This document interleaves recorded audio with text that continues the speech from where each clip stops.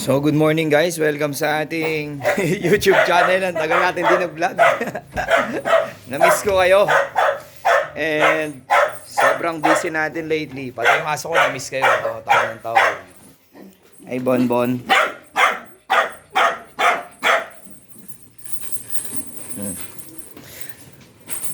Na-miss ko kayo guys. At welcome back sa ating YouTube channel mga kalapatid.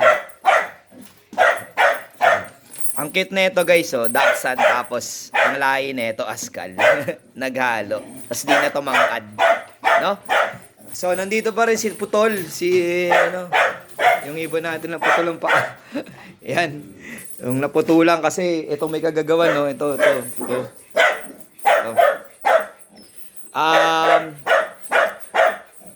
Pag may mga aso kayo, lalo hunting dog, delikado talaga yung mga kalapati nyo dyan, no? Kasi yung mga hunting dog, masyado silang gigil. Gigil hunt. Kaya hindi ko pinapakawalan tong mga kalapate natin. Ayan. Napansin nyo, stress na yung mga ibon natin. Maingay.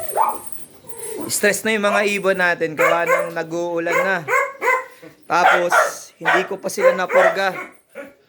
No? Sobrang stress na yan mga kalapatids. Ayan. Ito yung mga babae, ito yung mga lalaki. Hindi rin tayo nagparami ng ibon ngayon kasi ang hirap sa maintenance. Kasi di naman tayo nakakapaglaro. Putol-putol na rin yung buntot nila. Dahil sa screen. Naglagay na rin tayo ng tabing. Yan. Para hindi sila pasukin ng ulan. Basang-basa sila kagabi rito. No? Hindi natin nasikaso agad. Kasi yung natin sa taas, hindi pa natin nagagawa. So anyway mga kalapatids, nag-update lang ako ng video kasi baka mamaya di nyo na alam kung ano nangyayari sa mga natin, no, sa YouTube channel natin. Ito, ang payat. Ang lakas-lakas ko ngayon pero ang payat. Ay, pinurga naman. Yan. So yan lang guys, napakabaulan ngayon. Yung mga kalapate natin may stress yan. Kung paano nakaka-stress din yung sobrang init. Nakaka-stress din yung sobrang basa at maulan. Tsaka syempre yung mga droppings. Pagka ganyan nag-uulan tas nababasa yung droppings. Ano po yan? Nagkukos yan ng fumes na nagkukos ng sakit sa ibon. No? Tingnan mo yan. Yung niya, yung sa ilong niya medyo magpapainom na tayo ng ng doxycycline. Kasi tingnan niyo yung ilong.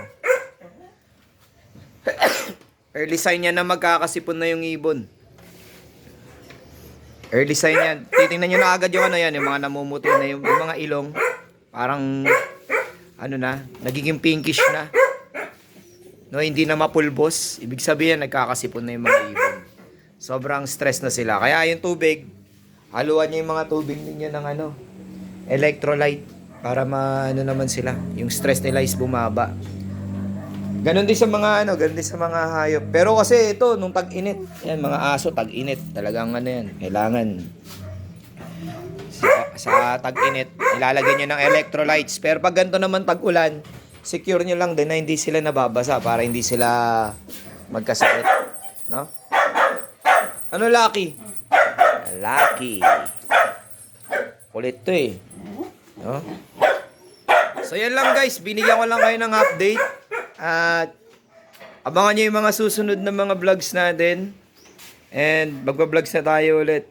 I think makaka-focus tayo sa pagbablog sa mga susunod. Para updated kayo dito sa aking channel sa The Pigeon Hobby Tube.